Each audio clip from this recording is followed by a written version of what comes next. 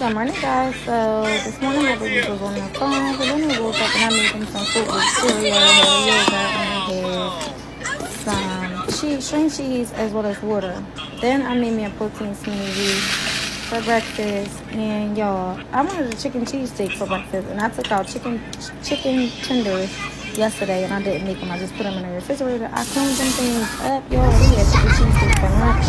I gotta put that in the clip because my phone was feeling. Then we drove to Target. Sweet water. And then I got Starbucks drink. But that's all I got today because I really wasn't feeling well. I went to Taco Bell, y'all, just for them to tell me they discontinued the nacho cheese fries. So I didn't get anything from them. I just can't do it. I was like, okay, bye now. And I'm watching I enjoyed my sip of my pink drink. And I had And we it went to again. the park, y'all. I keep having the stayed same there for a dream. while. Then I'm at Maybe like 30 minutes. They were going to stay